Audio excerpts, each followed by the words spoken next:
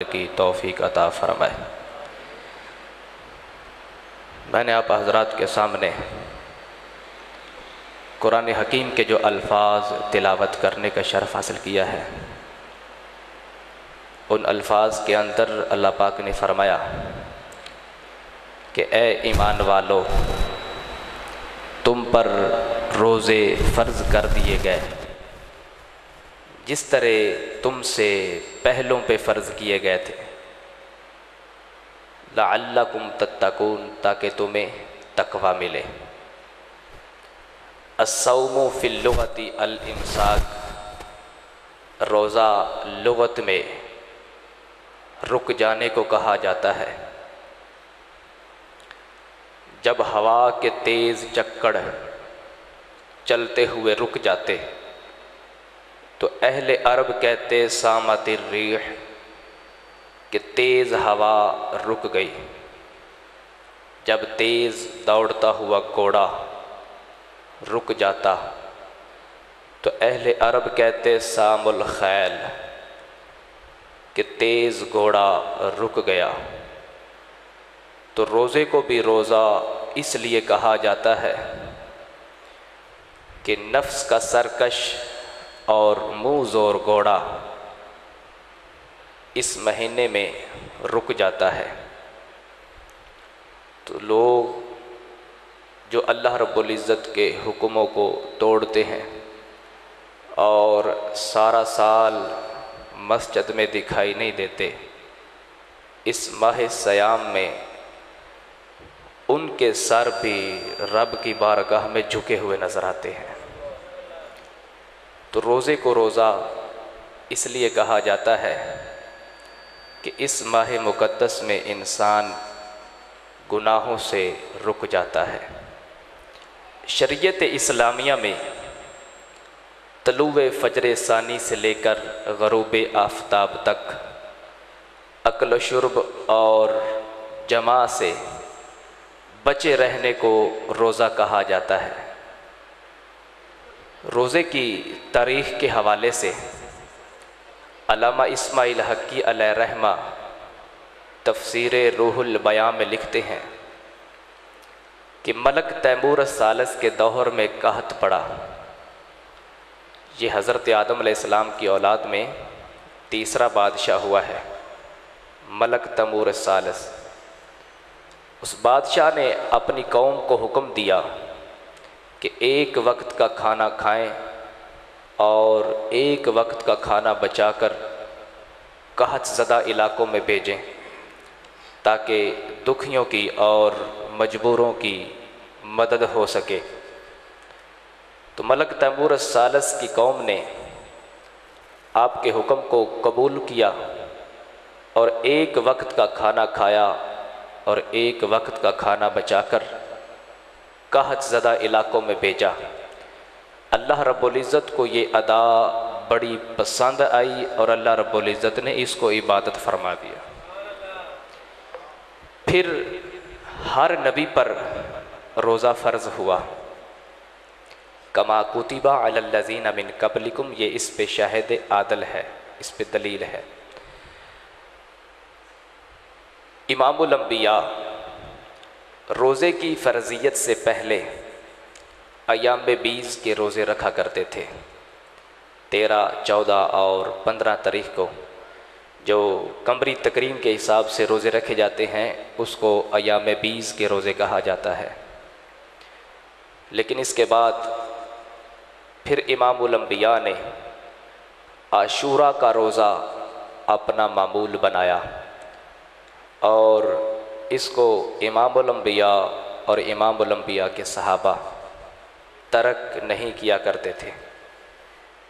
فصام رسول اللہ وامر بالصیام، امام الانبیاء نے خود بھی روزہ رکھا اور عاشوراء کا روزہ رکھنے کا حکم بھی دیا۔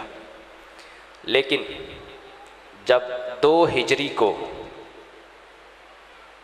روزہ فرض ہوا، واقعہ بدر سے 1 ماہ قبل 17 شعبان المعظم کو جب روزہ فرض ہوا تو حضرت عائشہ رضی اللہ تعالی عنہا فرماتی ہیں کہ امام الانبیاء نے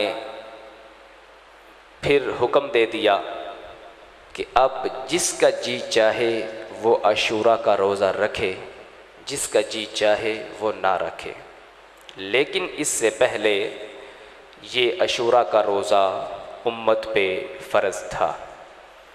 اب ایام معدودہ یعنی گنتی کے روزے، وہ 29 یا 30 یہ امت پر فرض کر دیے گئے۔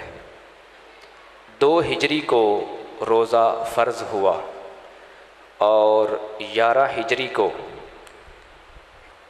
ماہ رمضان سے قبل ربیع النور شریف کے مہینے میں امام الانبیاء نے وصال فرمایا۔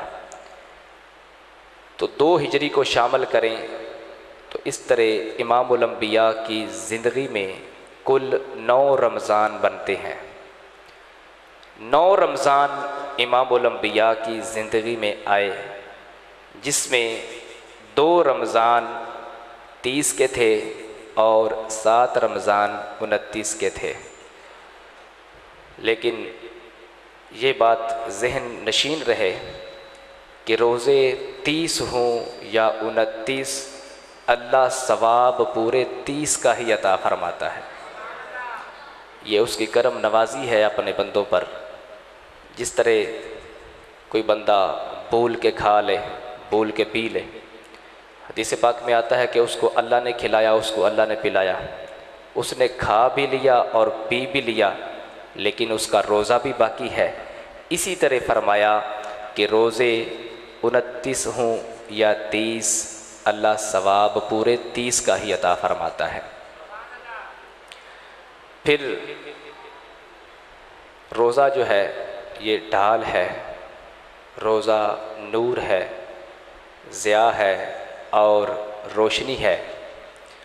روزے کی فضیلت کو بیان کرتے ہوئے امام الانبیاء نے فرمایا کہ ہر چیز کی کوئی نہ کوئی زکوٰۃ ہوتی ہے، لیکن انسان کے جسم کی زکوٰۃ روزہ ہے۔ جب بندہ روزہ رکھتا ہے تو اپنے جسم کی زکوٰۃ ادا کرتا ہے۔ جس طرح زکوٰۃ ادا کرنے سے مال پاک ہوتا ہے، اسی طرح روزہ رکھنے سے جسم پاک ہوتا ہے۔ تو روزہ ویسے بھی انسان کے لیے شفا کا پیام ہے۔ میرے آقا نے فرمایا کہ سحری کھایا کرو، اللہ نے تمہارے سحری کھانے کے اندر بڑی برکتیں رکھی ہوئی ہیں۔ حدیث پاک میں آتا ہے کہ امام الانبیاء نے فرمایا کہ اللہ پاک نے ماہ رمضان کے روزوں کے حوالے سے میری امت کو 5 چیزیں ایسی عطا کی ہیں کہ اس سے پہلے کسی امت کو وہ 5 چیزیں عطا نہیں کی گئیں۔ وہ پہلی چیز کون سی ہے؟ فرمایا کہ جب ماہ رمضان آتا ہے تو جب بندہ روزہ رکھتا ہے تو روزہ دار کے منہ سے نکلنے والی بو اللہ رب العزت کو مشک و عنبر سے بھی زیادہ پیاری لگتی ہے۔ جب معدہ خالی ہوتا ہے نا تو انسان سانس لیتا ہے تو ایک ناگوار سی بو آتی ہے تو بو، لیکن اللہ فرماتا ہے کہ مجھے مشک و عنبر سے بھی زیادہ پیاری لگتی ہے۔ دوسری بات کہ جب ماہ صیام آتا ہے تو شیاطین کو جکڑ دیا جاتا ہے۔